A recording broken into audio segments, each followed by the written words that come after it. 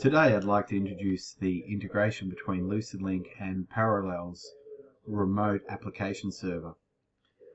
We have a virtual machine with Parallels installed. I've connected to a Lucid file system which is in Amazon S3 in Europe, Frankfurt.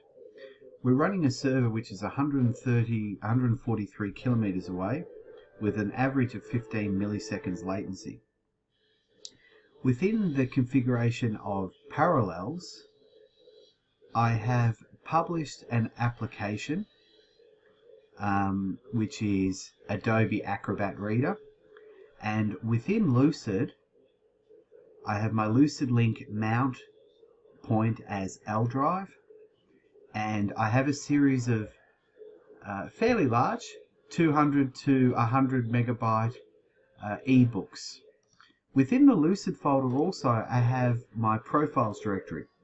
The object of this is to share it as the profiles location for Parallels to mount the user profile data, which will reside in the object store across the Lucid file system. So if we look at our profile directory, we currently don't have anything.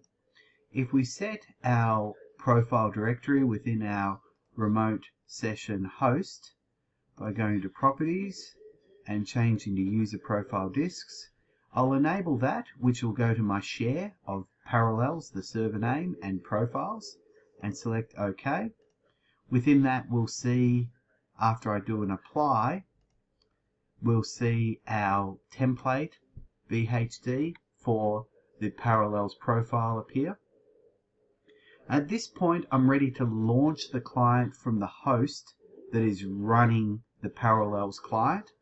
Now, keeping in mind here, let's keep an eye on our send and receive for our Ethernet, because as I highlight, this server is 143 kilometers away from Amazon S3 in Frankfurt, and we're streaming directly from the cloud. We're streaming our data for Lucid. If we open up the Parallels client, we'll have Parallels launch and we'll log into our Parallels server. At that point we'll see our published application, which is Adobe. So I'm going to double click on that, and this particular user is then going to log in. So we'll see Parallels load and log in. At that point we'll see our user template.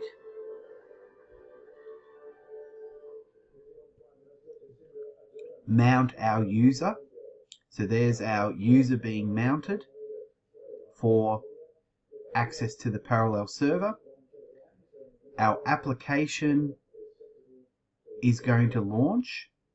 So there's our Adobe. So at this point we can file open, and we can see our L drive, which is published. Double click on that.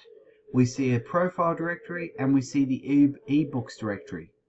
Now, at the point that we open up the ebooks directory, let's keep an eye on our receive. So as we start streaming, let's take a big file, which is 200 megabytes. Let's open that file. We then see the data be streamed from the cloud, from the object store, and our page is up. So as we scroll through, we'll see this increase. A page further on, so keeping an eye here, we're kilobytes per second. Scroll down a chunk, a significant chunk. We see it change to Mbps as we stream and drop off to kilobytes per second.